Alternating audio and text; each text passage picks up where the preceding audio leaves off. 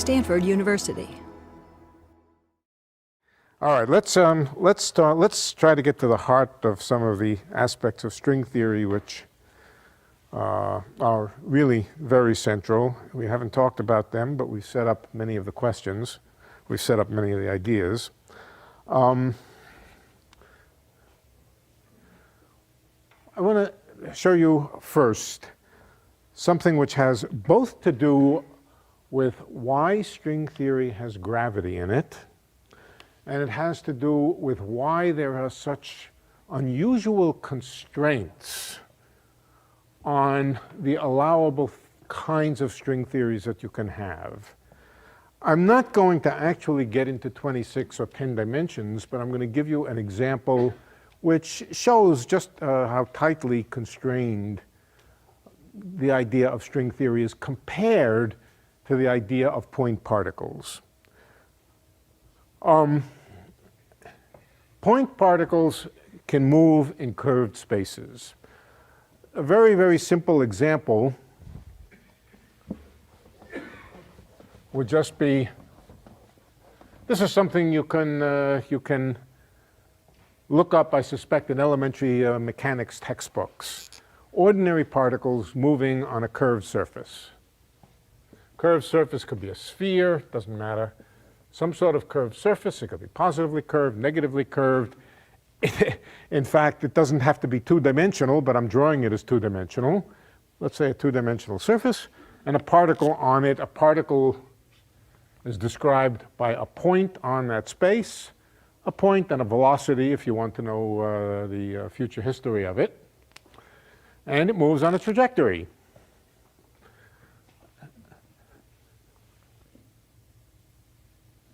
Moves on a trajectory, and it satisfies an equation of motion.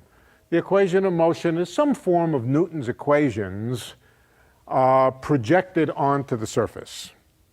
How does a point particle move? I'm thinking now about ordinary non-relativistic particles moving on a curved surface without any forces. The forces, of course, are there to hold it in the surface, but other than the forces needed to hold it in the surface, no other forces. How does a point particle move? Anybody know?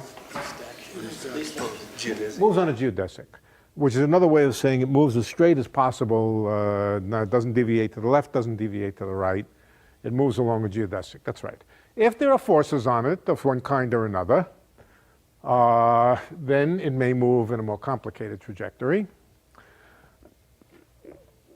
You could imagine that this wouldn't be consistent. You could imagine that it might not be consistent. How could it fail to be consistent to write down? It's just a differential equation, just a Newton-type differential equation. Here's a way that it could be, which it of course is not inconsistent. It's perfectly consistent, as long as the surface is smooth. As long as the surface is smooth, differentiable, all the good things that nice surfaces have. But what do you really mean by the motion of a particle satisfying a differential equation? As always, you mean break up the trajectory into a lot of little pieces, replace derivatives by distances, and think of a discrete version of it. That's the first step. Derivatives are really differences. And then take the limit. Take the limit in the appropriate way of more and more little time intervals. Question, how do I know that the limit exists? How do I know that the limit exists? Could it be that as I put more and more points in there, that the limit of whatever it is you're calculating, the trajectory itself, how do I know that the limit exists? Well, these are just described by ordinary differential equations. People have been studying differential equations since the mathematician Differential was a young man. And we know that the solutions of these things are smooth, regular, and have good limits. Okay. Now you could ask a more complicated question. You could say, wait a minute, I'm really interested in quantum mechanics. And in quantum mechanics, we have a more complicated kind of question. Instead of just looking for a trajectory, we ask questions, for example, what's the amplitude that if a particle starts here, that at a later time we will discover it here? We find again there is an action principle, but the action principle is not to find the trajectory of least action, which gives a differential equation, but to use a path integral. And a path integral sums over all trajectories, including wildly varying ones. Again, a trajectory being defined in terms of breaking it up into little pieces and then taking a limit. Now how do I know that the limit exists? Yeah. Are those trajectories all inside the surface? Yeah, they're all inside the surface. Yeah, everything takes place inside the surface. Yes, good point. Yeah, we're talking about physics in a surface, on a surface, whatever you want to call it. Those features which are completely independent of how the surface, that depend on the geometry of the surface, but not in anything outside the surface. Yeah. All right, so how do I know that this very, very complicated path integral structure exists in the sense that it has a limit as you take the grain structure finer and finer? There, the answer is much, much more complicated, but it's equivalent to solving the ordinary Schrodinger equation on the surface. And again, that's a more complicated kind of equation. It's a partial differential equation. And partial differential equations are more difficult. But Partial was a very smart guy, and he figured out how partial differential equations work. And we know from 19th century physics and so forth that the limits do exist. They do make sense. String theory is more subtle, infinitely more subtle. In string theory, we're not talking about a point particle. We're talking about an extended object. Now, that's the string itself. Imagine a string which is constrained to move in a surface. And this surface does not have to be two-dimensional, but as I said, I'm going to think about two dimensions.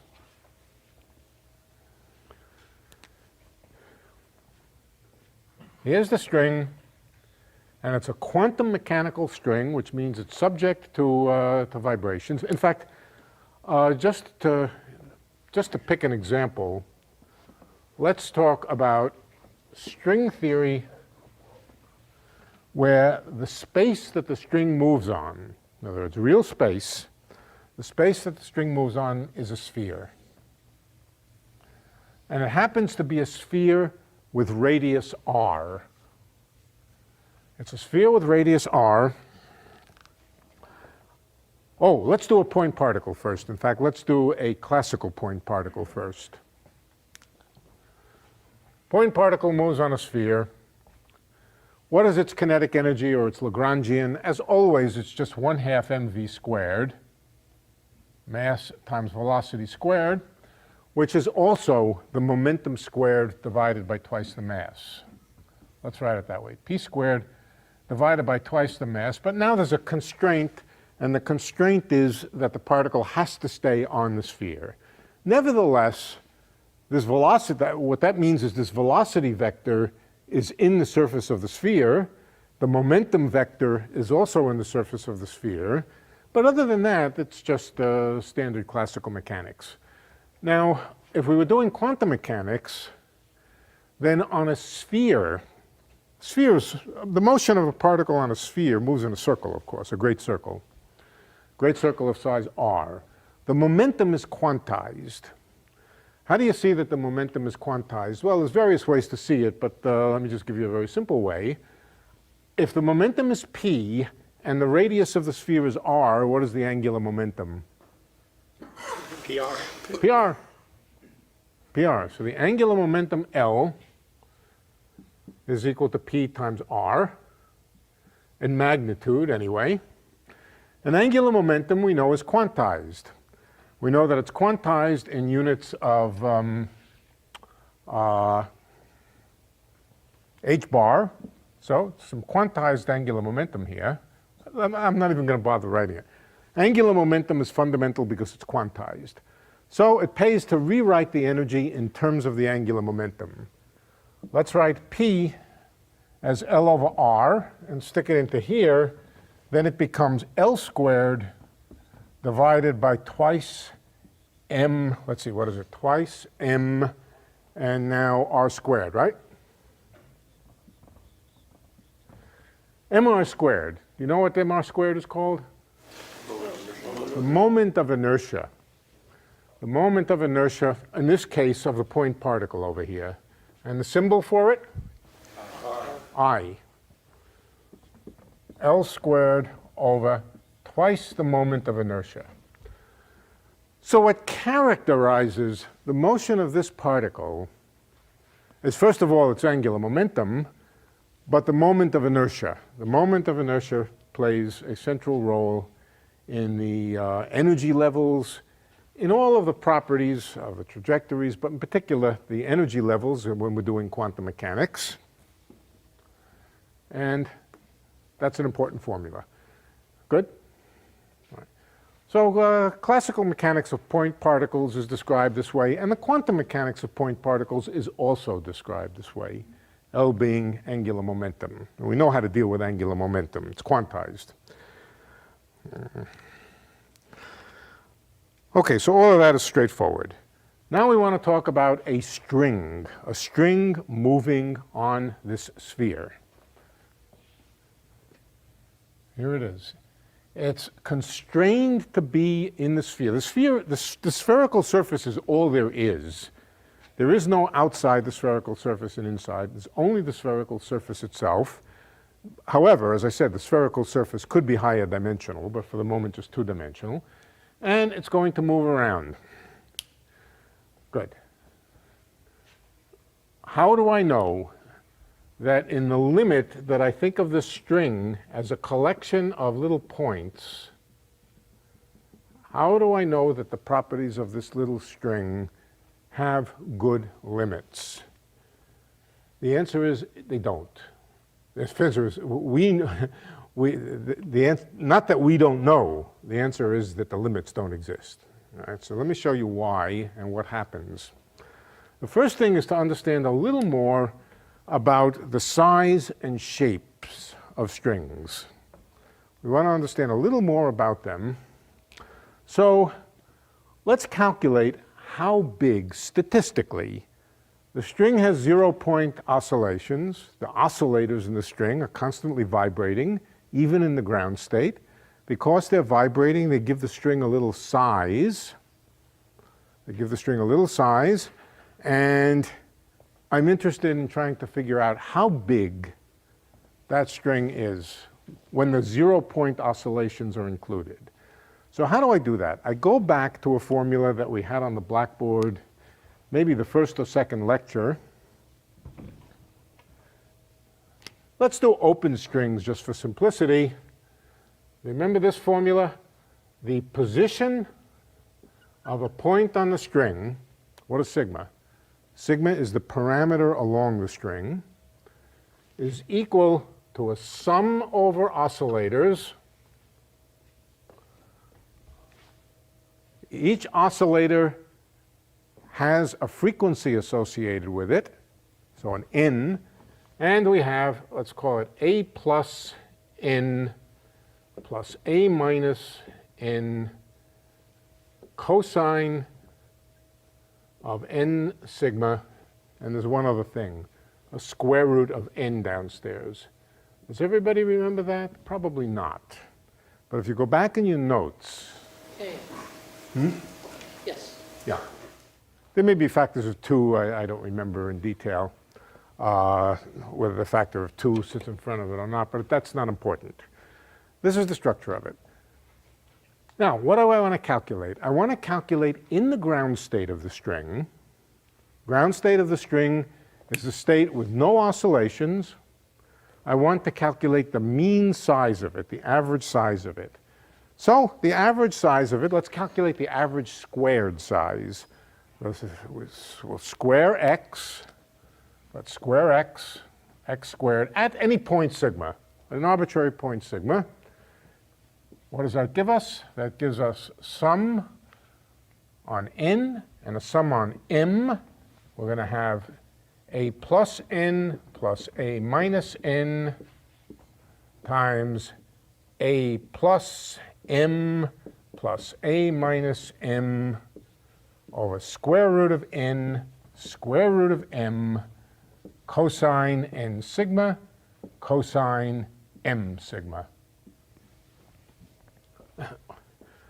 I've just written down this expression twice, once as a sum over n and once as a sum over m. I've done nothing special. Now what I want to calculate is its average value in the ground state. Average value in the ground state in quantum mechanics we represent like this. O stands for the ground state string, and we want to calculate its average value. Right? That means we want to calculate the average of this in the simultaneous ground state of all of the oscillations. Now you might think the answer is 0, right? Well, that's not quite true. Every oscillator in its ground state, quantum mechanical oscillator, has a little bit of 0-point energy. That little bit of 0-point energy gives it an average fluctuation in position, or in this case, in x itself. And how do we calculate it? Let's look at the various terms here. We're going to calculate the ground state expectation value of this, O. The important pieces are these creation and annihilation operators. What happens if I take the piece with A plus times A plus? Can that have an expectation value for, in the ground state? Well, no, it can't. And the reason is two A pluses, when they act to the right, create a state with 2 extra units of energy. You've raised the oscillator n twice, and that has no overlap with the ground state at all. Okay? So the term with 2 A pluses, that can't contribute to this. How about the term with 2 A minuses? What does A minus do when it hits the ground state? 0. It kills it, right? It's also true, incidentally, when A plus acts to the left, it kills this. So the terms with A plus and A minus give nothing. What about A plus times A minus? This A plus times A minus. Okay, well, you just said that kills the Yeah. left, kills the right. Right, so that's not there. But what about the term A minus A plus? Sounds good. Sounds good. Let's look at it. A minus times A plus. That's still there. If it's 0, so be it, but I don't see any reason why it should be 0. Okay. What does this say? It says we create 1 unit of excitation for the mth oscillator. This says we remove 1 unit of excitation for the nth oscillator. Can you remove a unit other than the one you put in? Nope. No. So this can only be non-zero if n is the same as m. But if n is the same as m, what do you get? Delta function. Kronecker delta, 1. These are all discrete, so they're not continuous variables. You get 1 if n equals m, and 0 otherwise. In other words, the sum over n and m is only a single sum. It's the sum over n of A minus n, A plus n, over square root of n. Sorry, not n. Square root of n times square root of m. That's just n. And then cosine squared of n sigma. Now, cosine squared is always positive, and it averages to about a half. Cosine of n sigma is a function which looks like this. If you square it, of course, it's above the axis because the square is always positive, and it averages to about a half. That's good enough for our purposes. It's never negative, you can't get any cancellation, and it kind of oscillates around a half. So for most purposes, it's sufficient just to call this a half. And that's about right. O, O. And what is this thing? This thing is just 1. You create a particle, or you create an excitation of the nth oscillator, and then you take it out. That average value is just 1. So we now have an answer. The answer is that, that x squared, now I'll tell you what x squared means in a moment. It's equal, the 1/2 is not the important thing here, just sum on n, 1 over n. Now, first of all, what is x squared? What is x? I wrote here x of sigma, but I left out one term. Does anybody know what the term that I left out is? The center of mass motion. There's one term which corresponds to 0 frequency, which is just the center of mass. So really, the thing that I've calculated was the average of the position of the string at point sigma minus the position of the center of mass. Think about that for a moment. What's it mean? You have a string, in this case an open string, and the center of mass may or may not be on the string. But different points on the string are separated from the center of mass. The average separation from the center of mass is a measure of the size of the thing. The center of mass is where the center of mass is, and if the points of the string are not at the center of mass, that means that it's been spread out. If this is non-zero, it means the string is extended in size. And here we're calculating it, and we find out that x squared is this sum of 1 over n. Okay. Trouble. Trouble. Big trouble. Why is it trouble? It's infinite. It's infinite.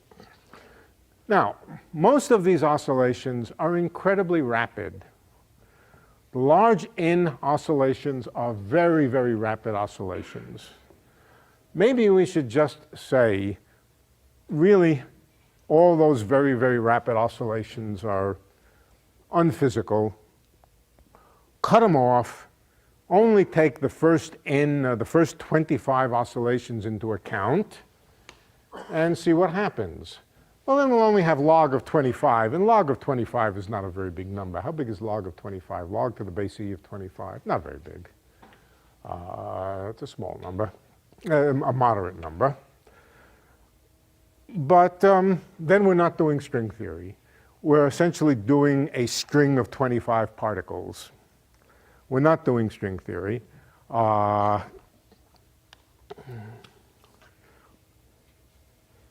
We've got to go to the limit n equals 0. Now, it's an extremely remarkable thing that this causes no problems for the scattering of strings in flat space.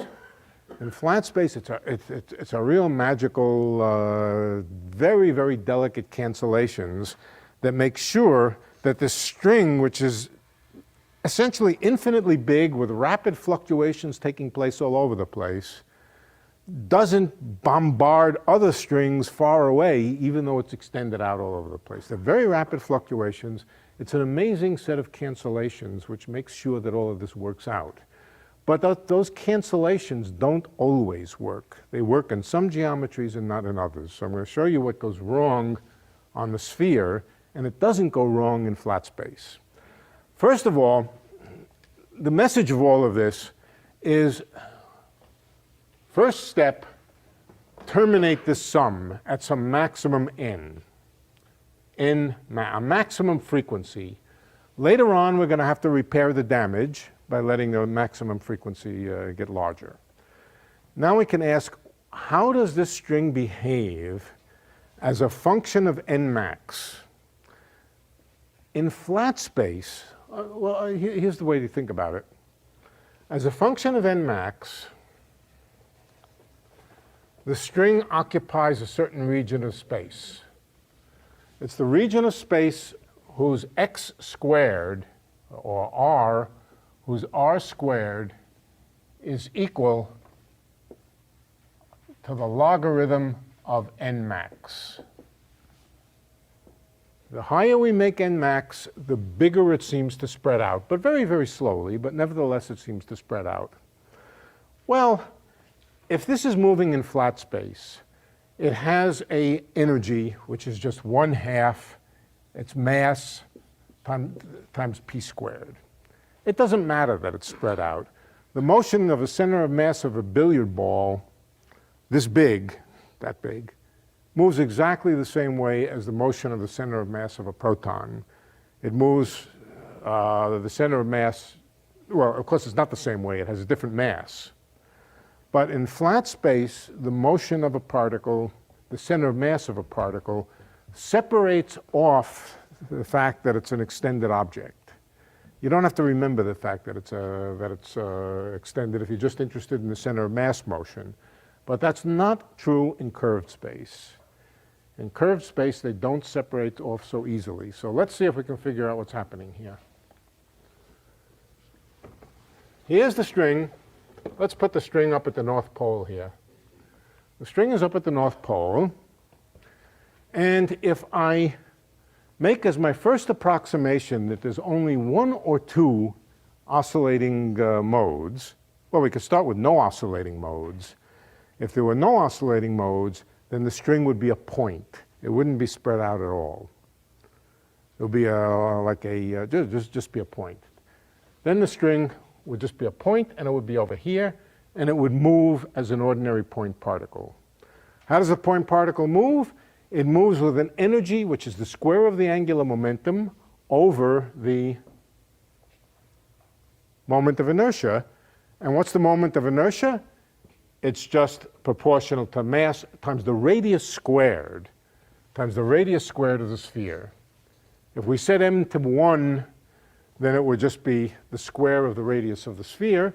So this point here would move around the sphere on great circles, and it would move with an energy which would be controlled by the radius of the sphere. The radius of the sphere would go into this calculation in terms of the moment of inertia. Okay, now let's take into account that as we add more modes of oscillation, the string starts to spread out. It starts to get a size and grows. Not grows with time, but grows with more and more oscillations here. Starts to get bigger.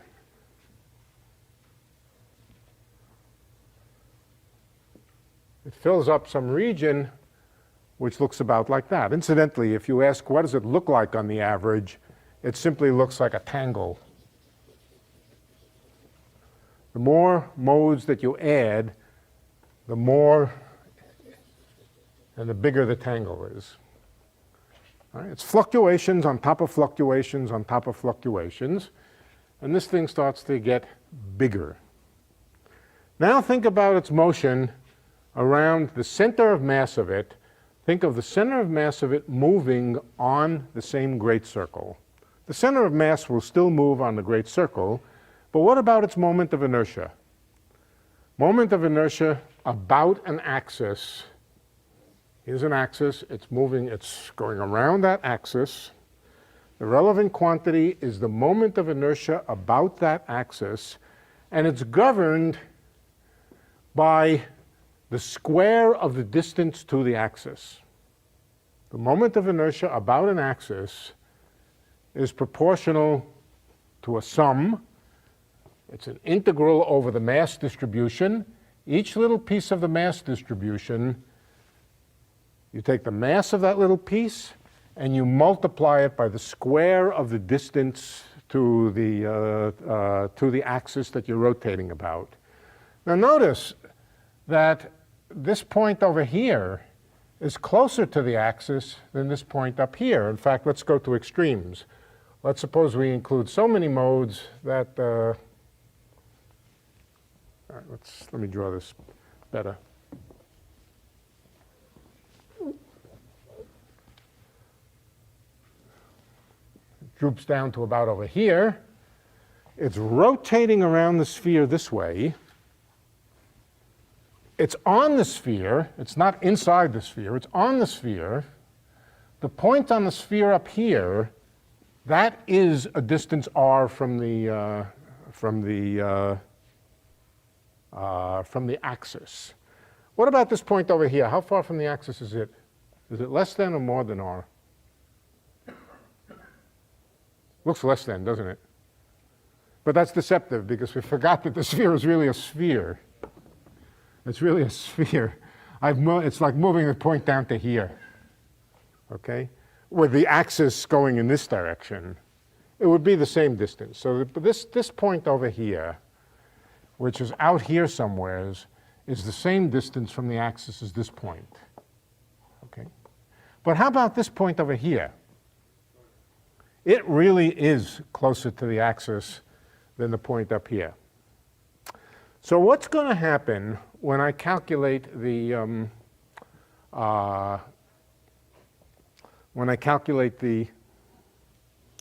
moment of inertia? The moment is going to be bigger or smaller or exactly the same as it was when I pretended all of the string was at a single point. It's going to be smaller, right? It's going to be smaller. The mass of the string is the same, incidentally. That does not change when you add more modes. It just oscillates differently, but the amount of mass that's there is just the sum of the masses of little point particles that make it up. The mass stays the same, but the moment of inertia gets smaller. The meaning of that is that the quantum mechanics behaves, you can either say, you can say it two ways. You could say the string is spread out and like that, and therefore closer to the axis. Or you can just say it's as if the string moved on a smaller sphere. It's as if all of the quantum mechanics essentially behaves as if the string was a point, but was a point on a smaller sphere.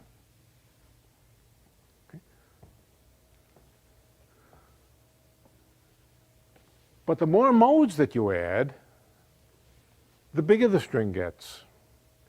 Eventually, if you add enough modes, it's going to grow so that it's almost as big as the entire sphere.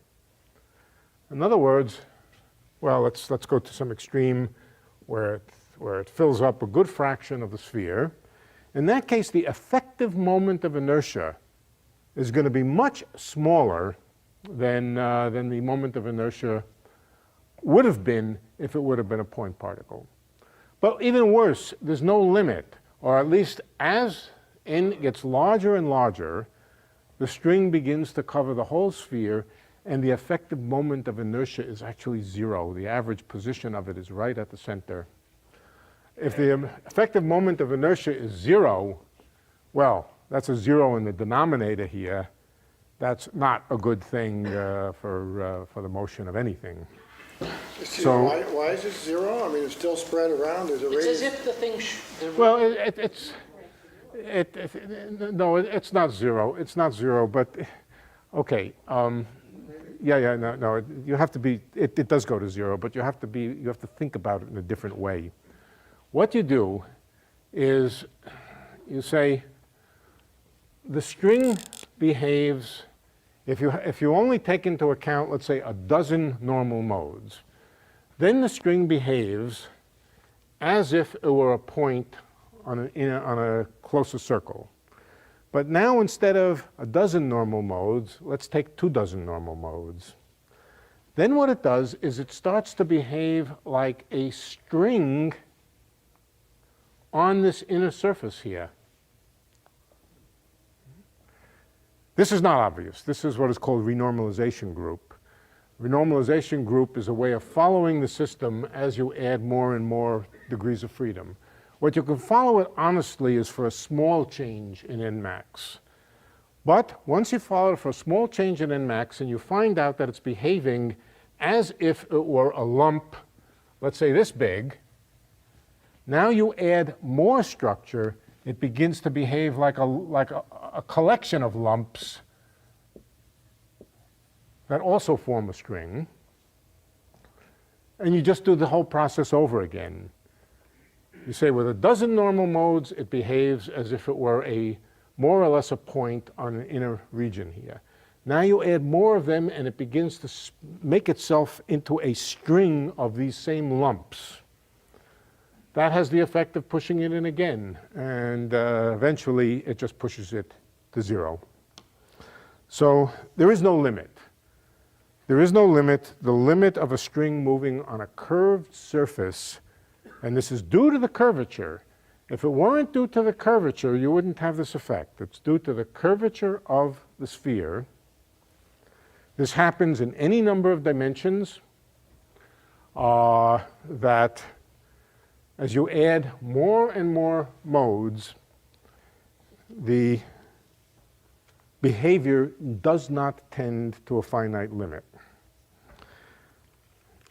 It just tends to behave eventually as the motion of a string on an extremely small infinitesimal sphere, which means in the denominator here a 0. And that's not a good theory. That's what happens. So the answer is strings on spheres are not good. Strings on spheres don't make sense. What is the condition for a surface? And a surface, I'm using the term in a general sense. It doesn't have to be two-dimensional. It could be 3, 4, 10, 26 dimensions, whatever the number of dimensions of space. What we mean by a surface is a geometry with a metric. A geometry with a metric. A Riemannian geometry. Oh, what are the rules? What you really want is a set of rules which approach a limit. If you're near that limit, then, in other words, by a limit, I mean the limit that as n-max gets bigger and bigger. You don't want the answers to change as n-max goes from 100 billion to 100 billion plus 1. Or for that matter, for 100 billion to 200 billion. You want the answer to stabilize. That's called a fixed point. You want the answer to stabilize and not to change. So what you would like is a situation with a geometry that when you do exactly the same thing, the geometry does not seem to change. In other words, we could define an effective geometry for a string. We take the geometry, and now we sort of average over the properties of an extended object, and that defines the motion on a different surface. Different surface being the effective surface that the spread out string moves on. As long as it keeps changing on us, as we increase n-max, there will not be a limit. A limit would mean that at some point, as you add more and more structure to the string, the effective geometry stops changing and tends to some limit. That limit will be a good geometry for string theory to make sense on. Okay, so I'll tell you what one can do this calculation very precisely for an arbitrary geometry. And you can ask, when you add additional modes, let's say you go up to some n-max, and you add one more mode, how does the effective geometry that the string moves on, how does it change? How do you describe a Riemannian geometry? What's the variables that you describe a Riemannian geometry? The metric, right? The metric tensor. That's the description of the geometry. G mu nu of x. Don't think of it now as the gravitational field, although it is the gravitational field. It's the metric of space, G mu nu of x. We have a geometry. Could be the sphere, could be anything else, could be a hyperboloid, it could be a thing with wiggles in it, it might be space-time geometry itself. Okay? A string moving on such a geometry, the effective geometry will change a little bit. Why? Because the string is spread out a little bit. The center of it will move in a way that responds to a slightly different geometry. And so we can ask, what's the change in the effective geometry when you add one more mode? Okay, the answer is, first of all, that it depends on the curvature. If the sphere weren't curved, this would not have happened. This has to do with the fact that the sphere was curved. So whatever the change in the geometry is, if it were flat, it would not change. But if it's curved, it does change in general. So there must be on the right-hand side something which involves the curvature tensor. Okay.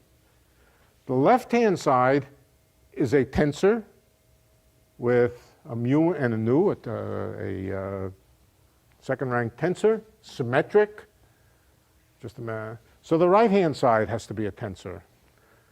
It's not g mu nu itself. It's some other tensor that has to do with the curvature. If it weren't curved, nothing would happen.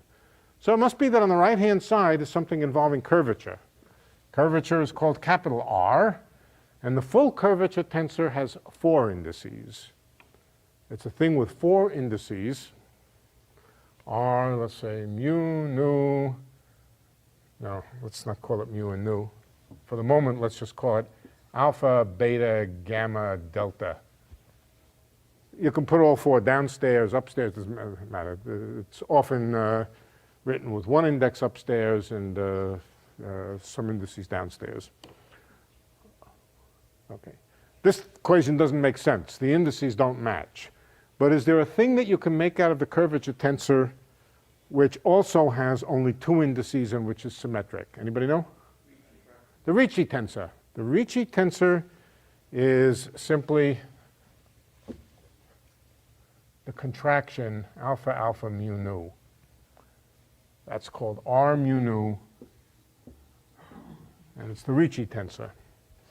So when a careful calculation, let me see, is it plus or minus? I think it's minus the Ricci tensor. It corresponds to the sphere getting smaller when you add more structure. That's why there's a minus there.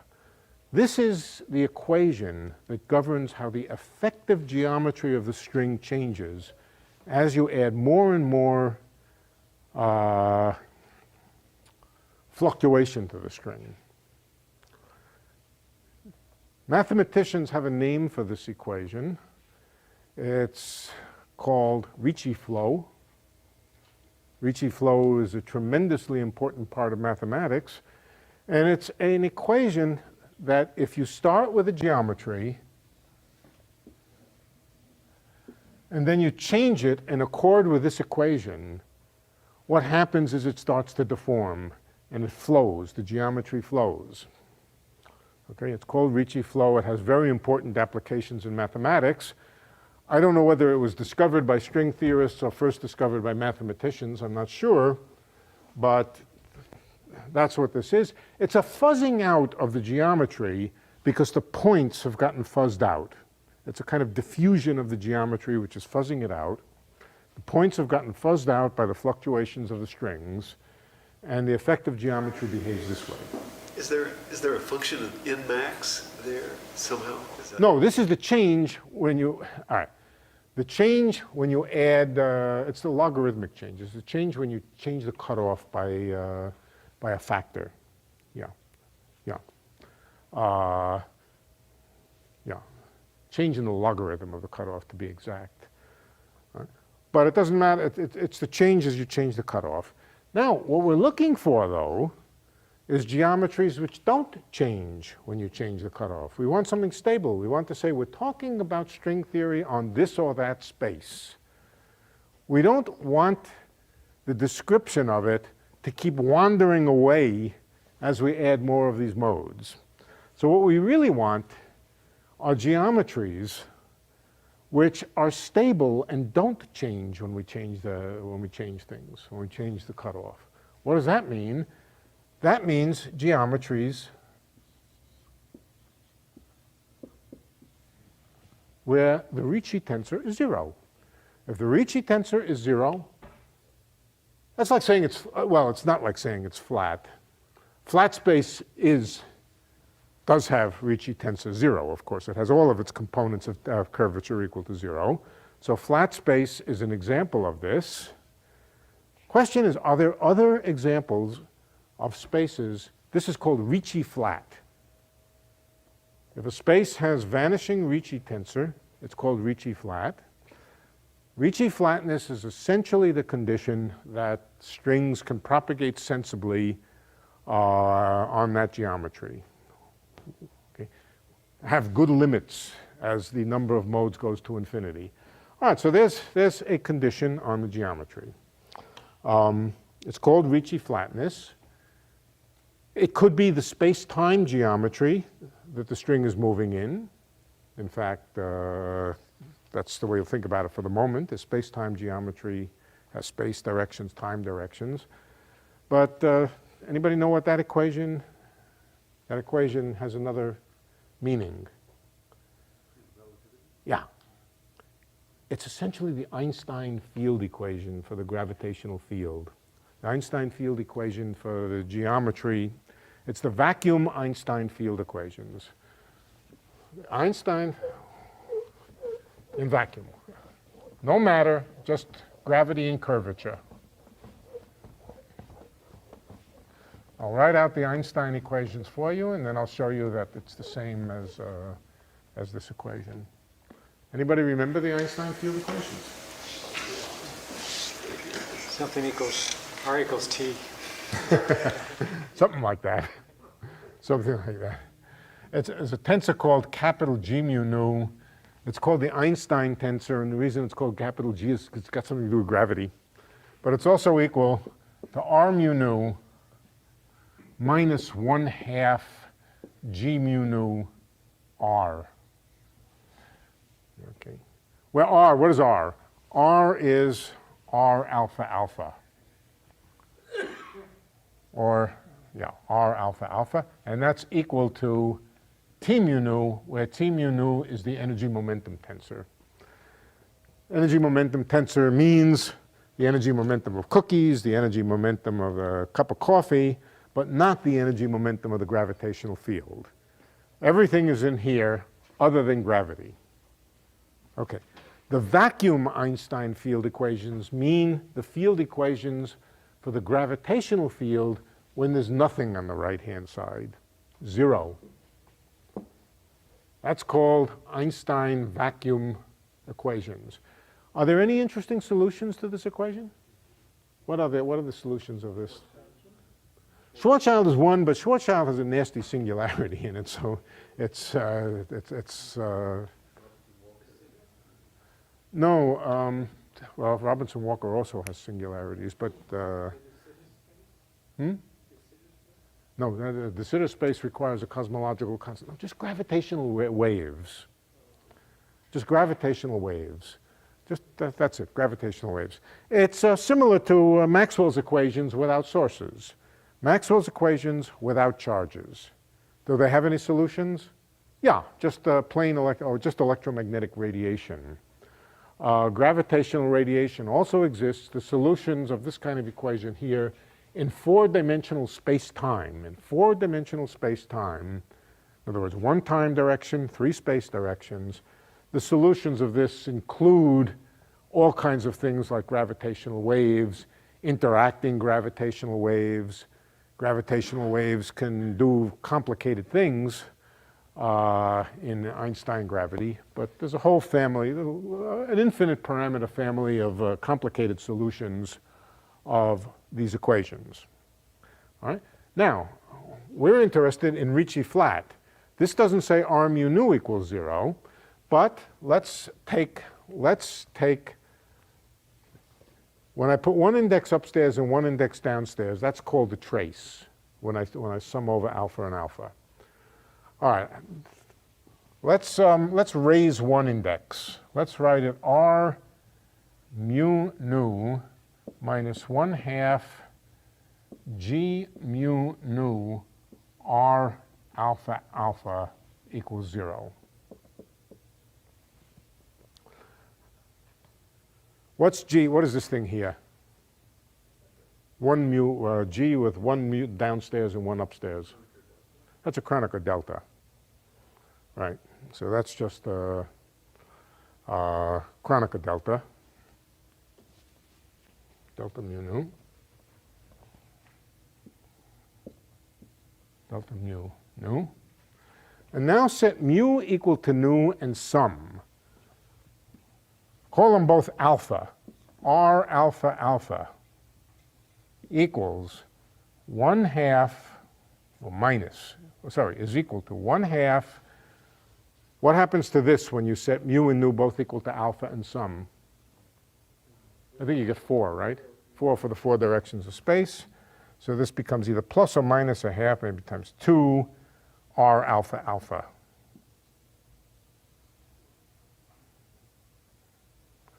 It does not say, let's see, 2 altogether. It's either plus 2 or minus 2, I can't remember. But it's quite inconsistent unless R is 0. Right. This equation implies that this is called the Ricci scalar, or the curvature scalar.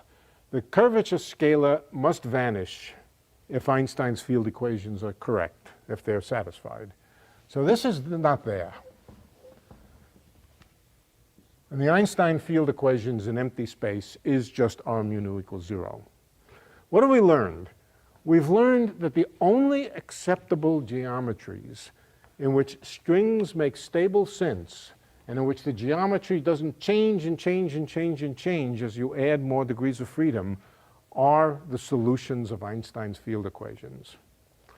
You can quantize strings in background geometries which satisfy Einstein's equations, and you cannot formulate them correctly in spaces which don't satisfy Einstein's equations.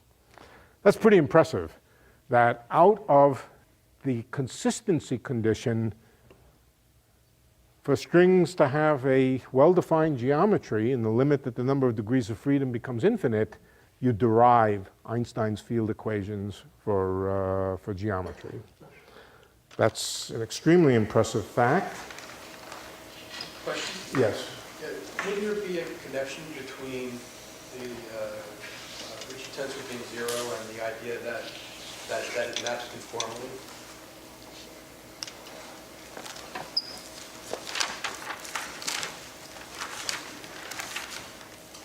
It is very closely connected to conformal invariance, but not conformal invariance in space-time, conformal invariance of the world sheet. Is very closely connected with that. It is actually the condition for the conformal invariance, but they are connected, yes. But I've showed you the simplest way to think about it, that in general, because the string spreads out, the effective geometry that it sees is different than the geometry you started with, and in general doesn't approach a limit. If it does approach a limit, it's because at the limit, the Ricci tensor is 0. So Ricci tensor being 0 are special. Okay, now we want to come to a subject. Oh, incidentally, I've cheated a little. I haven't cheated. I haven't told you the whole story. The whole story is that it really doesn't work except if you're in the right number of dimensions. The subtleties of this kind of thing are quite subtle, and it really only works that the answers become independent of Nmax if the geometry is Ricci flat and in the right number of dimensions. 10 for superstring theory, 26 for... So that's the basic principle. The answers should have finite limits as Nmax goes to infinity, and that is enough to tell you that the geometries that you move in must be solutions of Einstein field equation. They must be gravitational waves and other things. Now we want to come to the problem of what do we do with 10 or 26 dimensions? How do we make sense out of them? And the answer is called compactification. Compactification is simply the process of taking however many dimensions we want to get rid of By getting rid of them, we don't really get rid of them, but we make them small enough that they become invisible except to very, very small things. We want to roll them up into little manifolds that our coarse-grained apparatuses don't see. They may affect, and they will affect, they'll have real serious effect on the structure of particles and so forth, the structure of elementary particles, type of elementary particles that you can have, but they won't be visible as directions that you can move around in. All right, so let's talk about compactification. Let's take the case of superstring theory where there are 10 dimensions of space-time, which is 6 too many. And one good thing is that the 10 dimensions of space-time have only one time and 6 space and 9 space dimensions. We would not know what to do with 2 time dimensions. Physics with some extra space dimensions, that's no problem. Things just get to move and more. But what it would mean to have more than one time beats me, and probably doesn't mean anything. So superstring theory is a theory with 9 spatial dimensions and 1 time dimension. It kind of ties into what Jeff's question earlier was about degrees of freedom versus dimension of space. In essence, what I was trying to say, never mind whether there's 12 or only 6. The idea is that the more moving parts you have, the more degrees of freedom you have. Okay, which is not the case for dimensionality of your coordinates, and that's because you're looking at commonalities of those degrees of freedom in dimensioning your space. The more dimensions you have, the more ways the thing can move. So it turns out in electronics design, you can have multiple clocks. So there are sort of multiple times within the design, and essentially what singles out a particular signal as a clock signal is that it synchronizes a lot of other signals, or it ties things together, or connects to a lot of things. So if you have, Which means it really was only one time, and there are a lot of clocks. A lot of clocks is not the same as a lot of times. What physics would be like if you were well, really... the question is, if you have regions in which they are effectively independent of one another, then they would be. So the thing that's Okay, you make a amazing- theory with 2 times. I don't know how. When we say 2 times, we mean at every point of space there are 2 times. Not a region way out there where there's 1 time and a region out there where there's another time. I mean, at every point of space. Well, I mean, I think the amazing thing about our universe is that the geometry, space-time geometry, everywhere seems to be the same. Yes, and it has only 1 time. It also only has the same Hey, Mike, whatever. let him manifold. give the lecture, okay? It's all right. We have I time. think that there are people that don't think it's nonsense, and that's why. Yeah, there are. There are people who don't think it's nonsense. However, it has never become any part of mainstream thinking, and more than one time direction, not more than 1 clock. Okay, let's go on. Yeah, so we have these 6 extra dimensions of space. How do we get rid of them? And of course, yeah, you know the answer. You roll them up. The simplest model would be a world in which, on the large scale, there was 1 dimension of space. Time is there, but let's just freeze time. 1 dimension of space. That's a long line. We can imagine particles on this line. Particles move up and down the line. Maybe they bind together, maybe they form molecules, maybe they do interesting things. Who knows? Maybe even they can form life. They can signal each other by launching a particle from one group to another group, and you can have some possibly interesting physics. These people who live on this line, who are made up out of these point particles, well, I always like to say they have a rather boring life. Each one has a friend to the left and maybe a friend to the right, But my joke is that they don't have a social circle, because you can't have a circle in one dimension. Ha, ha, ha. Right. Very, very boring life. And also they can't, they can't pass through each other. They bang into each other. Very boring. But then they look through a high power microscope and they discover their line is really surface of a cylinder. Now they're too big to feel the cylinder. They're great big things which move up and down, but that doesn't mean that there aren't smaller things, and the smaller things now can move both along the line and perpendicular to the line. So there are new degrees of freedom, there are new distinctions between particles. Particles can move this way, they can move this way, they can even move this way, and there's a whole new game. This is the most elementary and simple example of compactification. Another way you could think about it is, let's try to think about higher dimensions. Let's suppose ordinary space was two-dimensional, but that when the creatures who lived in this ordinary space magnified it, they discovered a tiny third dimension. What might that look like? Okay, and a third dimension in the same sense that the circle here provided a third dimension. So here's what it might look like. There's the world that they think they live on.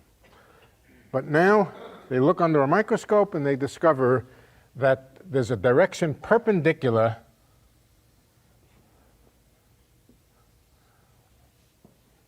so there's some thickness there. Okay? There's some thickness there. We'll call the top thing the ceiling and the bottom thing the floor. And there's some bulk stuff, namely space, in between. Okay, now we're going to do something else. Having edges like this makes trouble for strings. The strings start to fluctuate, and eventually they fluctuate out and get bigger than the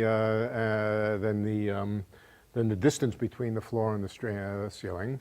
But we're going to do something, the same thing we do when what we're going to do is identify the floor with the ceiling. We could have done this, let's go back to the cylinder. The cylinder is really a ribbon in which you identify the floor with the ceiling. You say that if you go out here, you come back here. In other words,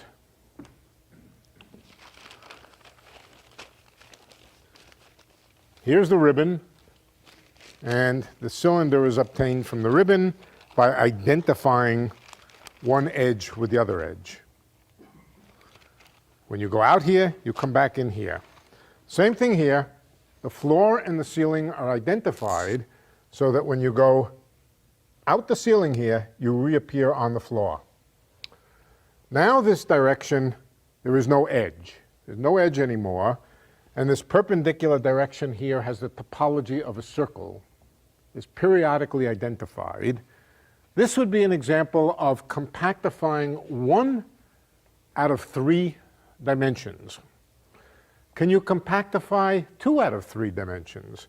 How many big dimensions, big ones, would be left over if you compactified 2 out of 3? 1. So we'd be back to the world of 1 dimension, but with something new. 2 compact dimensions instead of 1. Let me show you what that would look like. A particular way of doing it. This is a particular way of doing it.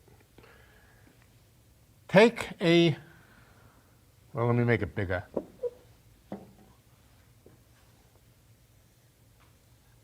This is kind of a prism, an infinitely long prism. Would you call this a prism? That's not a prism, I guess. No, prism's the wrong word. Rectangular something or other. Rectangular what? Rectangular parallelepiped, except that it's infinite in extent, okay? Right. Now, it has edges. But what we're going to do with the edges is we're going to identify this edge with this edge and this edge with this edge. Not just the edges. A point over here is identified with a point on the floor. A point on the ceiling is identified with a point on the floor. A point on the back wall is identified with a point on the front wall. Here's the back wall, here's the front wall. So anything that goes out through an edge reappears on the opposite face at the same spot. That now has compactified, and there's no edges left. Once you make these identifications, there really are no edges anymore. To draw it, to draw it on a plane, really on a plane, you take the cylinder, you slit it, and you open it up. Okay, so now it looks like it has a floor and a ceiling, but then keep in mind that the real geometry is identified and has no edge. Same here, there are no edges. Anybody who walks out one side reappears at the other and doesn't even notice it. So this is compactifying 2 out of 3 dimensions. How about 2 out of 10 or 6 out of 10? Yeah, you can do the same thing. And exactly the same thing.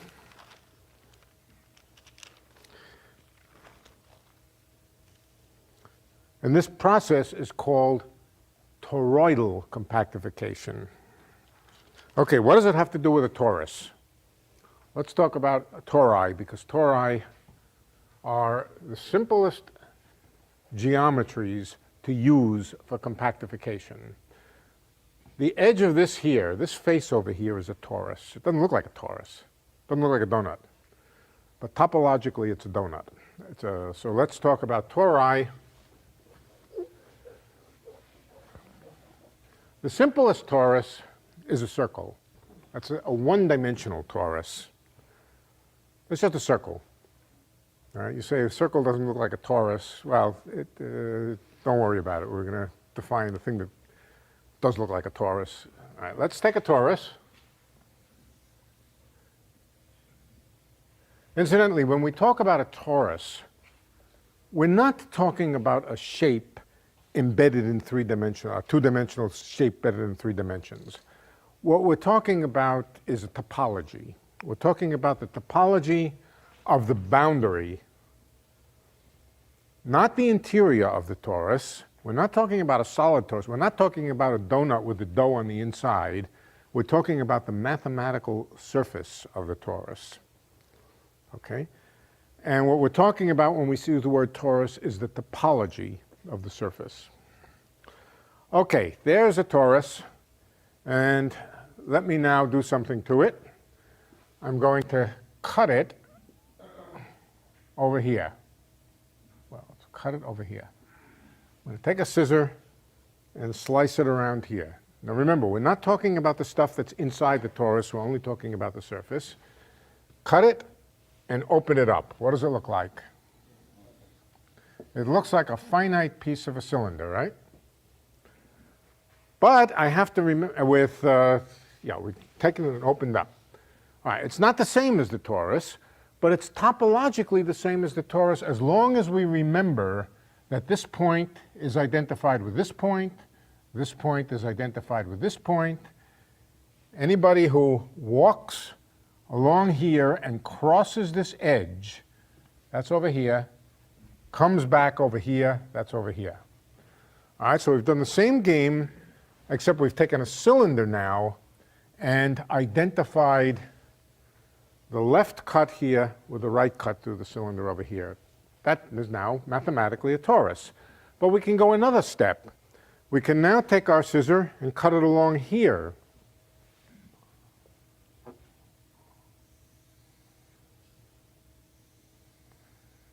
And now open it up, and it becomes a rectangle. So a torus is topologically the same as a rectangle, but you have to remember that the rectangle has identifications. If this point is called A, then this is also A. If this point is called B, then this is also called B. Let's follow the trajectory of a particle as it moves on a torus. A hypothetical particle, a fake particle moving on on a mathematical torus like this? What happens to it? Let's see if we can follow it. Let's suppose it starts over here moving this way, and assume that it moves in a straight line, okay? No forces on it. What happens when it gets to here? Reappears at the bottom, right? Now it goes at the same angle because it hasn't been accelerated, and it gets to over here. Gets to over here, reappears over here. Now what? Goes to here, where does it reappear? Back over here.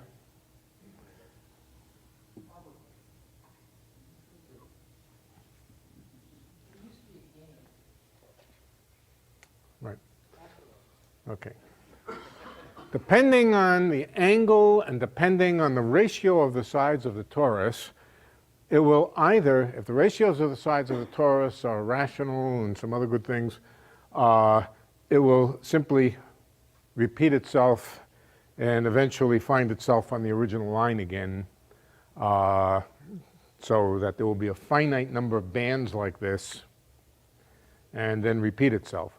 If the ratios of the sides are incommensurate, or if you have some incommensurate angle, then it will just keep going and going and going, essentially filling up the entire, or getting arbitrarily close to any point on the torus. But this is not the important thing. The important thing is that a torus is a way of compactifying space. That's exactly what we did over here. We took this and identified it with this and identified it with this. So this would be called a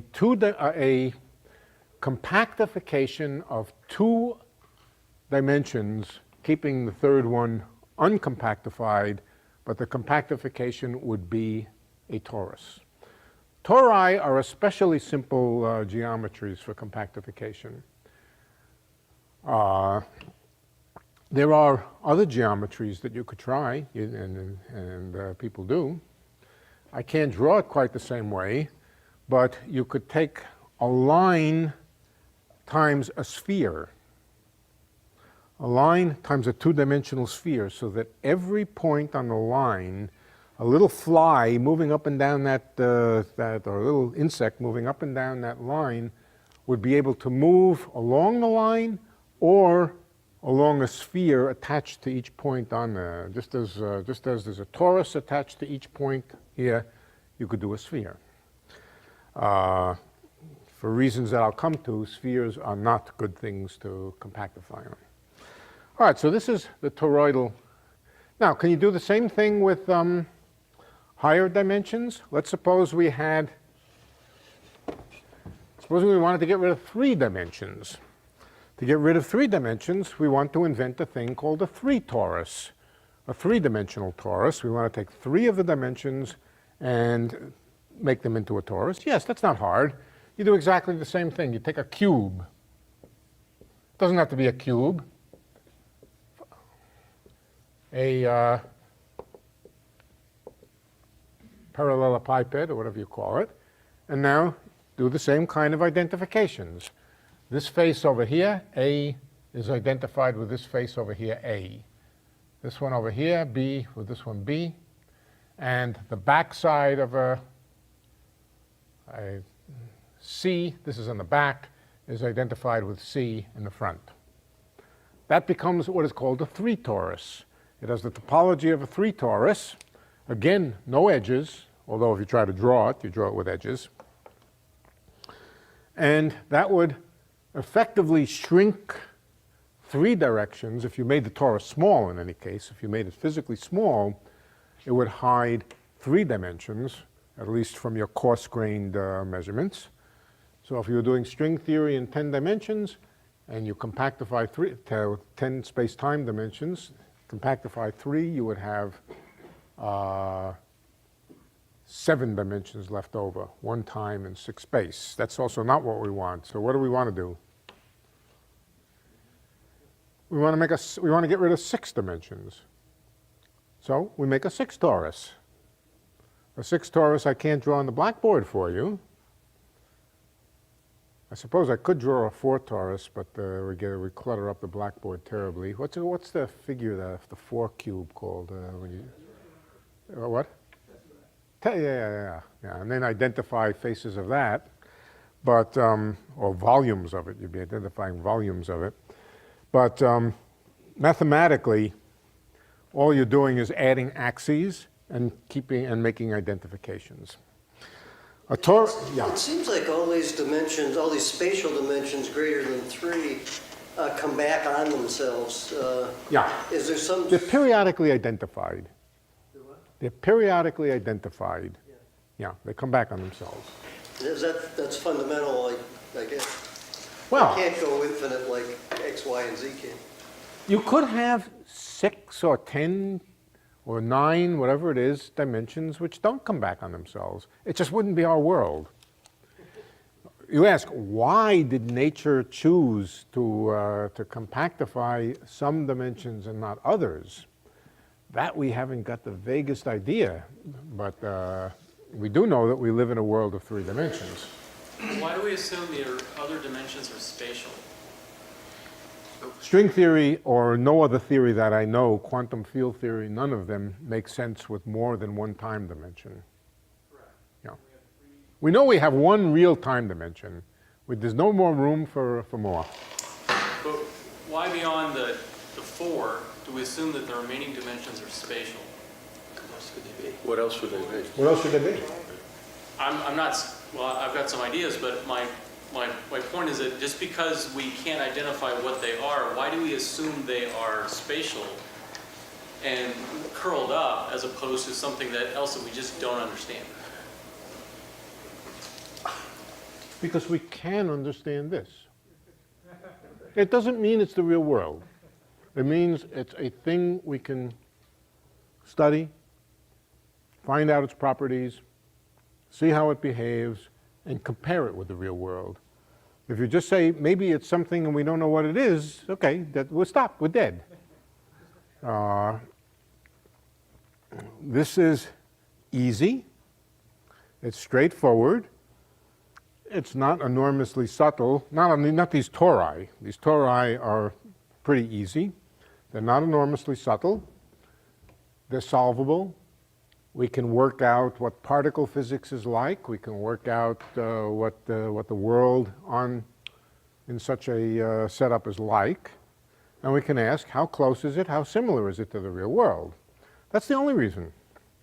It's a setup that we know and understand.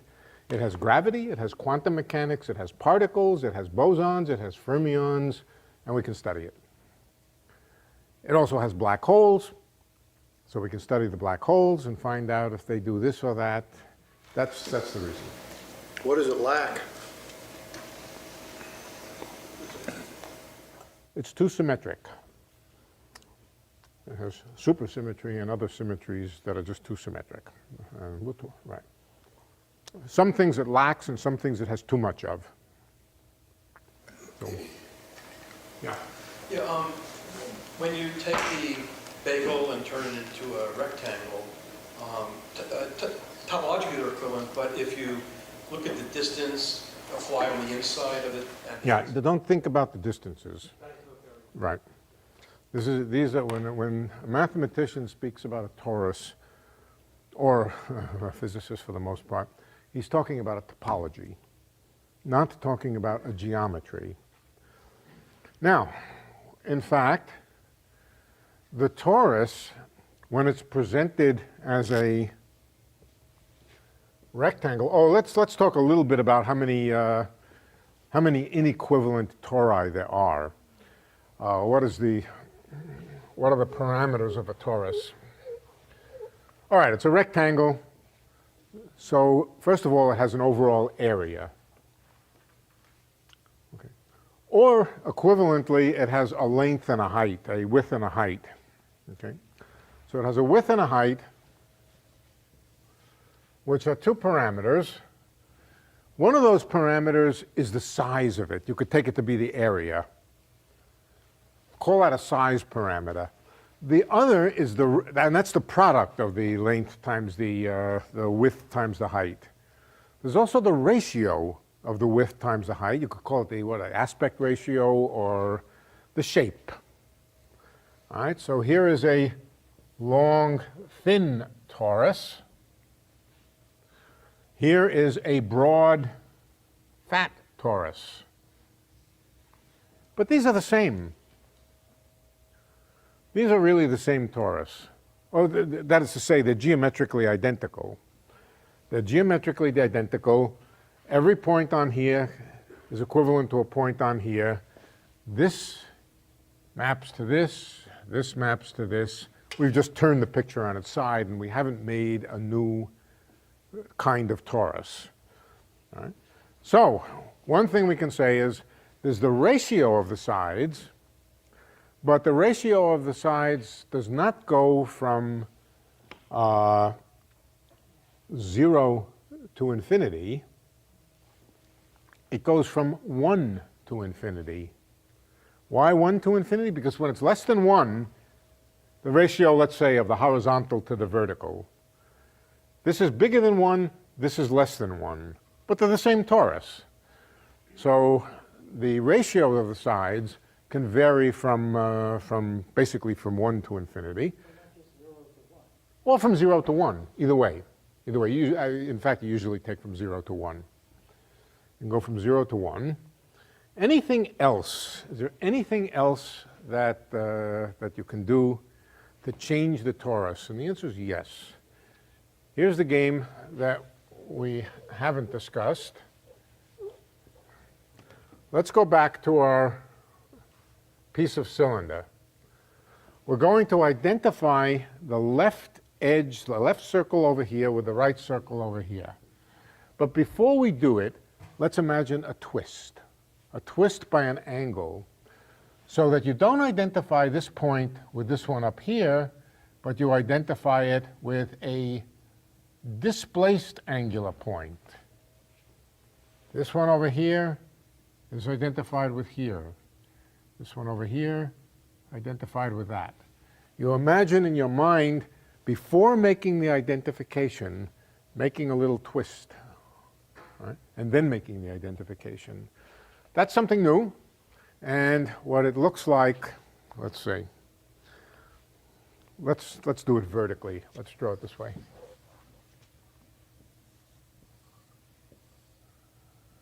Make a little twist here before we make the identification. So that slides things along the top edge. If we didn't do the twist, we would have a rectangle. If we do the twist, then we don't identify this point with this one, we identify it with that point. This point with that point. And we might as well draw it like this. We might as well draw it as, well, that doesn't look very neat. That's not quite right. Yeah. All right. Everything in the bottom gets identified with a point above it. And everything on the left gets identified, but with this offset, with this angle. So to parameterize tori, there's the aspect ratio, there's the size, that can be taken to be the overall area. Then getting rid of the area, and let's say unit things of unit area, there's the aspect ratio and there's the angle. These things are called moduli. These are the moduli of the torus. There are 3 of them. The 3 moduli of the torus are the overall size, the ratio of the height to the width, and the angle, the angle of leaning. These have technical names. The twist is called a Dehn twist, D-E-H-N, after a mathematician, I suppose, named Dehn. The overall volume is called a Kähler modulus, and the ratio, aspect ratio, is called a complex structure moduli, and they have technical meanings. If you see them, you'll know roughly what they mean. Couldn't you flip it as well? It seems like you flip the ring as well. Like the Flip it, you mean reflect it? Yeah. Then you make a Klein bottle. It's a different topology. You mean if you take this point over here, identify it with a point in the front, this point with that point, this point with that point, and this one with the one in the back, That's a Klein bottle. That's not a torus. It's not an orientable manifold. What about non-uniform twists? What is that? It has to be a map, but Yeah. an arbitrary continuous. Yeah. You can, that's right. You can absorb that kind of thing into the metric on the torus. You're right, there are other ways of deforming the torus, but those can be absorbed into the metric on the torus.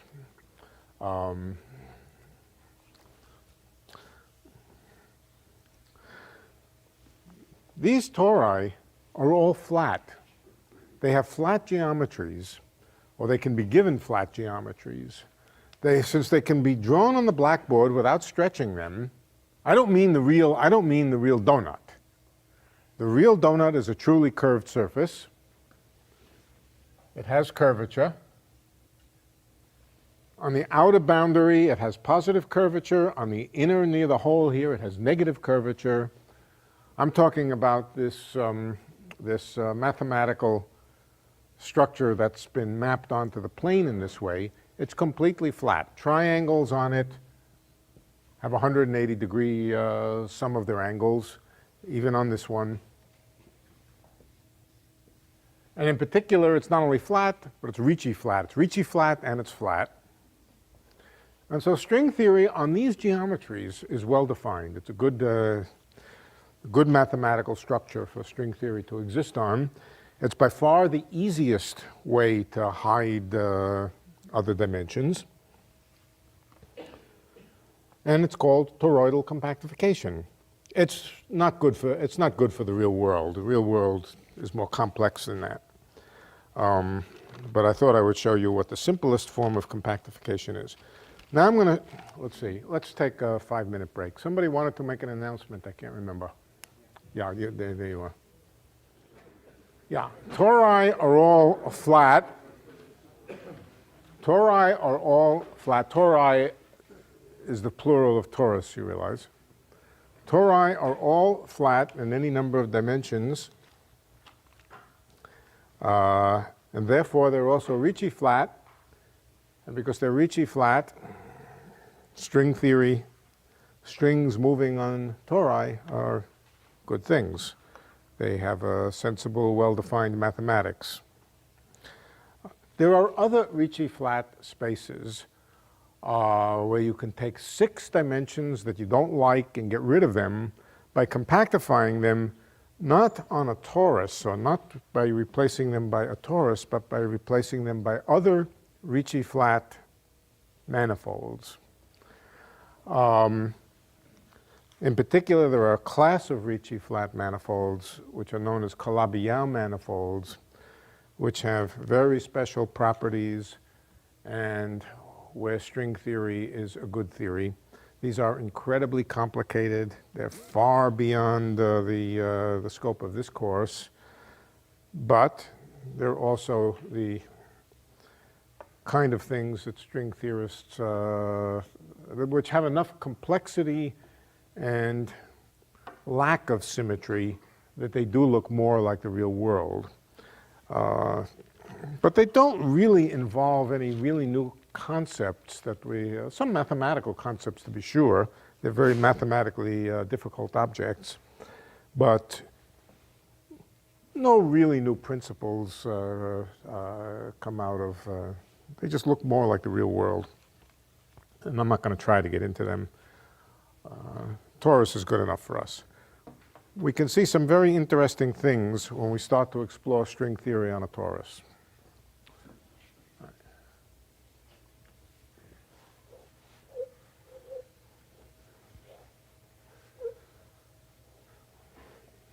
Okay, let's take as our model for simplicity just the infinite one-dimensional world with an extra dimension that goes around in a loop.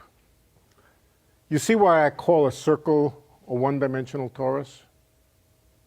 It's just a line element periodically identified. All right, let's start with that. All right, we can have a particle which moves around on here. and it can have a component of motion horizontally. Nothing special about that. That's just the momentum along the direction. It would have been there even if you hadn't even if you didn't have the extra dimension. You'd have momentum along that direction. But you also have momentum along the other direction. You can have both of them at the same time. A particle moving sort of obliquely, sort of spiraling around this thing, would have a component of momentum horizontally and a component of momentum along the circle. The components of momentum along the circle are quantized. Momenta on periodic spaces are always quantized. The easiest way to see it is just to say, supposing the circumference of this circle, let's just call the circumference 2 pi r.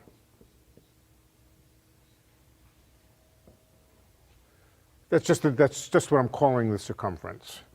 If I take the momentum along the r direction, and there's a momentum along the circumference, let's call that p along the circumference, pc, p along the circumference, and I multiply it by r, which is the circumference divided by 2 pi, I get something which looks like an angular momentum. In fact, it is a kind of angular momentum. There's an angle associated with this circle. It's just an angular position along here. And p times r, it is like angular momentum. Okay? That's quantized in integer multiples of Planck's constant. So the momentum along the circumference, is quantized in units. If we set Planck's constant to 1, then the unit of momentum is 1 over r. Let's suppose the particle we're talking about is massless. If it happens to be a massless particle, then its momentum, or the magnitude of its momentum, is the same as the magnitude of its energy. Energy for a massless particle is equal to the momentum. Of course, there's a factor of the speed of light. Apart from the factor of the speed of light, energy is equal to the magnitude of the momentum. This component of the momentum can be positive or negative, and it's an integer. The implication is that there is a quantized amount of energy, even if the particle is not moving along the horizontal direction. If it's moving in the circular direction, it has an energy which is n units divided by r. All right, that energy, it's from our point of view, while we don't see the circular direction, it's just a thing standing still. It's a thing standing still, but the manifestation of the fact that it's moving is that it has some energy. It has some mass. This is the mass now of the particle, and it comes in integer multiples of 1 over r. The smaller r is, the bigger the spacing between mass levels. Okay? The bigger the spacing between mass levels. So, by knowing the spacing, of course, we don't measure any of this, but in principle, by measuring the spacing between the masses of these different particles, how are they different? They're different from from our point of view, they look different. They have different masses. From the point of view of a small object, a small detector which can see inside this thing, they're just particles which have different components of momentum in this direction. We'll call them different particles because they have different masses, and the spectrum of them, namely the spacing between them, tells us how big the internal space is. The bigger the internal space, the closer the levels. Let's draw a level diagram.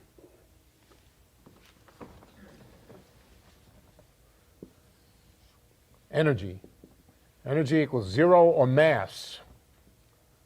Mass equals 0 is right over here. Then we can have +1 unit of rotational momentum around here. That would give us a particle of mass 1 over r, and so forth. What about if n is negative?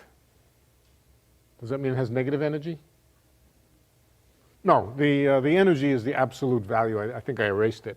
The energy is always positive. So there's a particle of mass 1 over r here. There's a particle of mass 1 over r here.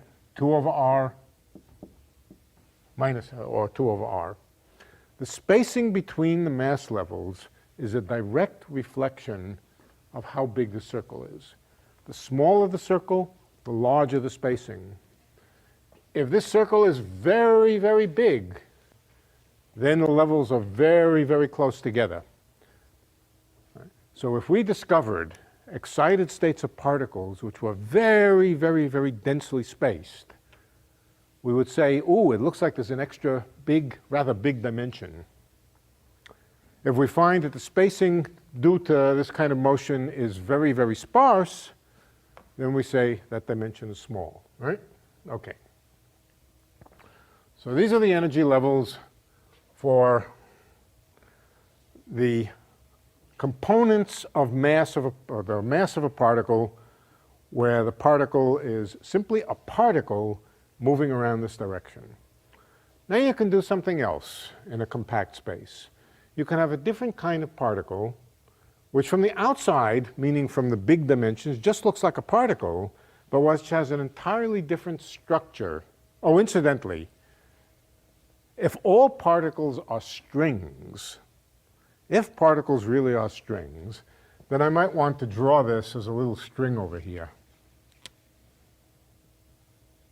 But just think of it as an almost tiny little particle. Let's forget the fact that it spreads out. It's a tiny particle, and it moves around. The whole center of mass of it moves around and gives it a series of energies in this way. But there's something else you can do. The other thing you can do with a string and a compact space like this is wind the string around like that. Here. This band around here is once wound around the cylinder of the cup. I could take a rubber band and wind it around that way. That can also move up and down the axis. First of all, it's localized. It's at a definite place in the big dimensions, so it has a location from our point of view. It can move. It can move up and down. It's a particle. It's also a particle. It's a particle which is wound around the extra dimension. What is its mass? What is its mass? Its mass now is not due to its motion in this direction. It's due to the potential energy of stretching a string around that distance. How much energy would you expect there to be in a string stretched around here? The answer is clearly going to be proportional to the length of the string. There's a certain tension and energy per unit length for every string. Let's set it equal to 1. We won't worry about units tonight. Tonight I'll ignore units.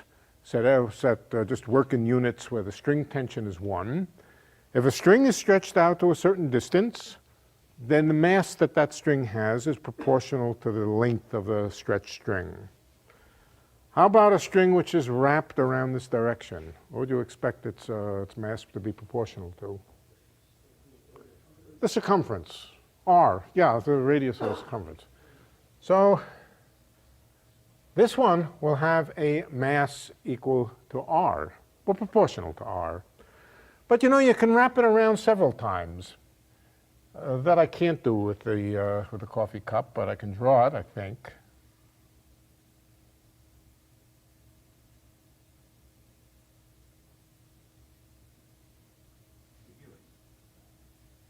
No, but I want to connect it back together again. Oh, I know, I got it. Yeah. It crosses here and connects back here. Can you see it? If I had a rubber band, I could wrap it. You can wrap a rubber band twice around here. Right? You take it, twist it, and put it on here. All right, how about this one? What's the mass of it? How much energy does it have? 2r, twice as much stretching. So we have r, we have energy r, we have energy 2r, 3r, 4r.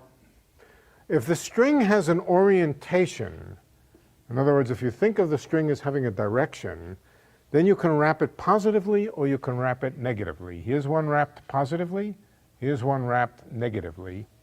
So this wrapping or winding number, it's called winding number. The winding number can be positive. Imagine you have a rubber band, and on the rubber band you draw little arrows to give it a sense of direction. And you're going to wrap it around your wrist. You can wrap it around your wrist so the arrows run this way or so that they run this way. So the winding number can be either positive or negative, but whatever the winding number is, the mass of that string is equal to the absolute, is r times the absolute value of the winding number. Okay, so there's another spectrum of particles here, and that spectrum of particles has energy levels whose distance is not proportional to 1 over r, but is proportional to r itself. Let's suppose r is very small. Let's suppose that r is very, very small. Then this spacing is large, and this spacing is very small. It takes very little energy to wrap around a small circle. Okay? But for the particles which are not wrapped, but which are, or not wound around, but which are moving around, literally moving and have momentum, the spacing between levels is large if r is small. So we have these two spectra of two different kinds of particles. One is called, these ones here are called Kaluza-Klein particles. This idea has been around of particles having momentum in an extra compact direction. That goes back to beginnings of general relativity. Kaluza first had the idea 1917, I think, and it's grown up a great deal since then. But string theory introduced the new idea of wound particles, particles wound around, and they have very complementary kind of spectra. So if you see particles with a large spacing, you must also see particles with a small spacing. Both combinations together would tell you something about the nature of the compact directions. But notice that there's no way to make the spacing arbitrarily large here without having very small spacing here. Small spacing, of course, means that it just takes a little bit of energy to create one of these things. On the other hand, what happens if you take r very big? Now imagine taking r very big. If you take r very big, then the spacing of these Kaluza-Klein particles is very small. These are very close together now. R is very big, 1 over r is very small. These become very closely spaced, and what happens to these? They get very widely spaced. Why? Because it just takes a lot of energy to wrap it around a very, very big cylinder here. So you have these two complementary kinds of particles. There's almost a symmetry. There's almost a symmetry of the spectrum where you replace r by 1 over r. You replace r by 1 over r, and you replace momentum by winding number. And what happens? You just interchange these two, and the spectrum stays the same. That seems to be a symmetry of the spectrum of string theory. This only applies to the extra dimensions. There's no way to wrap a string around the real x-axis. It's infinite. But as applied to the extra dimensions, there seems to be a symmetry where you replace r by 1 over r, winding by momentum around that direction, and the system comes back to itself. No. This is not the vertical versus the horizontal. This is the duality between winding number and and momentum, and Kaluza-Klein momentum. Now, from what I've told you, it's hardly clear that this is an exact equivalence in every possible respect. It's just an equivalence of the energy spectrum of some simple particles. In fact, it's an exact symmetry of the theory. If you take a compact direction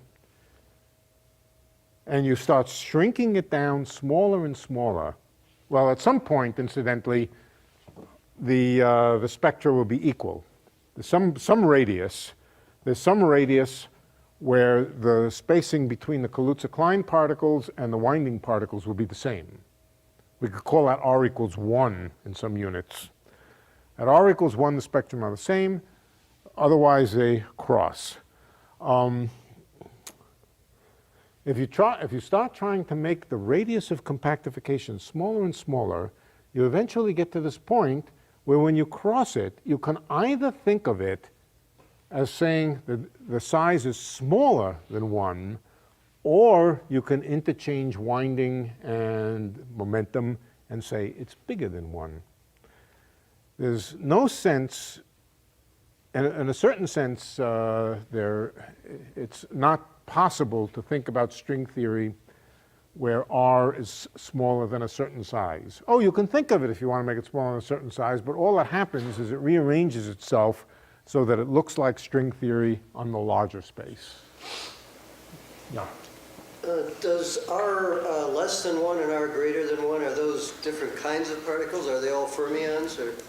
Oh, fermions, bosons, they all do the same thing. Oh, so there's 10 or 26 dimensions. It applies to both. Yeah, it applies to every compact direction. Here I've only indicated one compact direction, circle.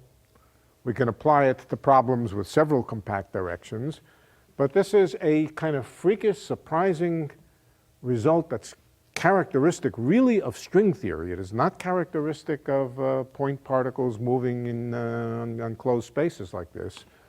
It's the interchange of winding with momentum. That hardly seems an obvious thing to do.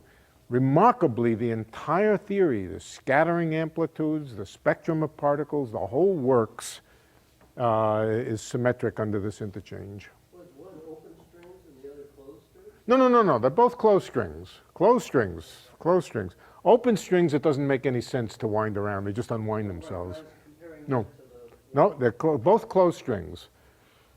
In a theory, I should have said that. In a theory of closed strings, there's this interchange symmetry. Right. Open strings are a little more complicated. Yeah, and we'll talk about them. Would that be similar to the black hole analogy where dimensions become time-like and time becomes dimension-like? Nope. What it is it's saying that there's a certain distance where when you try to think of string theory on a space smaller than that, it's equivalent to string theory on a space bigger than that. Trying to shrink the diameter of a compactification to arbitrarily small distances, you get frustrated. It just rearranges itself so that it looks like the theory on a bigger space. Does that help get rid of self-energies? Well, it does say in some sense there's a smaller size scale in string theory, but it keeps things from being infinite, yes. Yeah, it does. Well, that's true if you have a winding number, right? I mean, what's to say that there is a winding number? Is that just a theoretical model, or is there an analogy to physical space?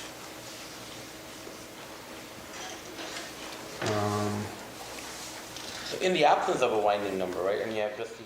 If you have a compact dimension, then it's possible to think of strings which are wound. Are you asking, maybe you're asking how you make them if you don't have them to begin with? Yeah, well, I'm asking if there is no existence of a winding number. A winding number or a particle with a winding number? Particle with a winding number. You can make them. I'll show you how to make them.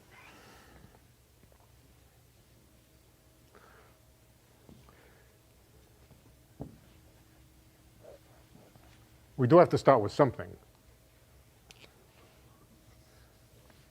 So we start with a particle which has no winding number. That's a little string that looks like that. Okay? Now we take this and we pull it around, we stretch it out. It's still got no winding number. It's not wound around the thing.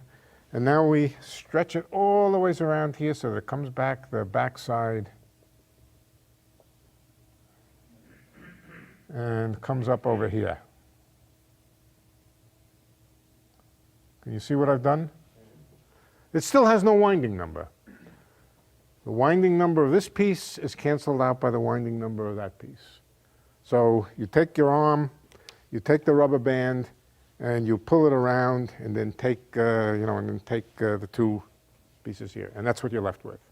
That still has no winding number. But remember now that in string theory, the basic process of interaction is for things like this to become things like this. Rearrangement. So if you sit there for a while, this string will rearrange and form that.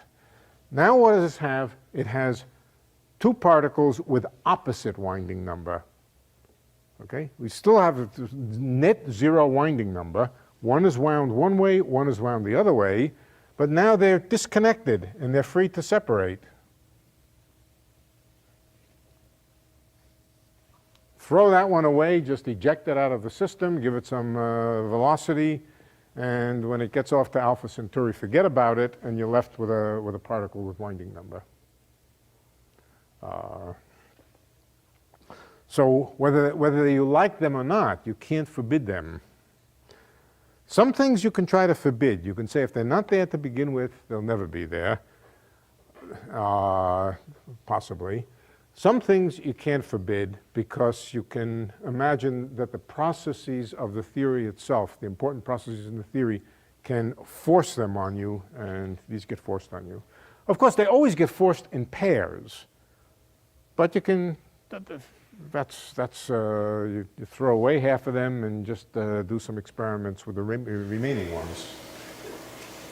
And this is with increasing energy, I guess, then? The Kaluza-Klein closed string gets larger, so that would be more energy? Yeah, it does. It gets some energy from not only from momentum, but from being stretched. Yeah, it takes energy to do it. But, this is the sort of thing which would happen if you collided two particles with no winding number, just two Kaluza-Klein particles. You collide them hard. Every possible combination of stuff happens.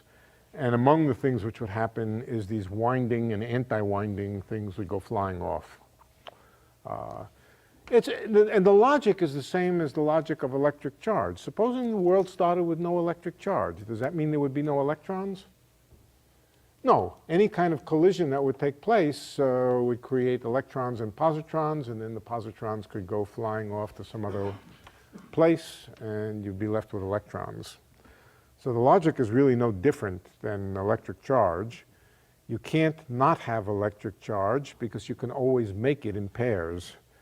The net charge in the world might be zero for all we know. The net winding number might be zero, but who cares? We can do experiments on a region which contains a winding number. So, so this has a name, incidentally. The equivalence between theories which look different, usually called a duality. This is called T-duality, capital T duality, and the T in this case stands for torus. The T stands for torus. This is torus duality or T-duality. And as I say, it's a duality which relates compactifications on very small geometries to compactifications on big geometries. And it's a rather startling thing. I mean, when it was first discovered, it surprised everybody. What it means is that geometry defined in terms of how strings, geometry can also often be recovered or partly recovered from the spectrum of modes on a, the geometry of a drum head, the shape of a drum head? This is a famous mathematical question. Can the shape of a drum head be predicted from the sound that it makes, from the spectrum of vibrations? The answer is not quite, but you can predict a lot of the shape of the drum head. The same question applies to these compactifications. From the spectrum of particles, the spectrum of vibrational energies, vibrational and other kinds of energies, can you predict the shape and or the size of the compact directions? And the answer is yes, to a large extent. But there are some ambiguities and some dualities that you can't tell if it's a tiny geometry or if it's a big geometry, because these two go into each other. That would not be the case with a drum, I assure you. You would not mistake a small drum for a big drum. Yeah. Okay, good. For more, please visit us at stanford.edu.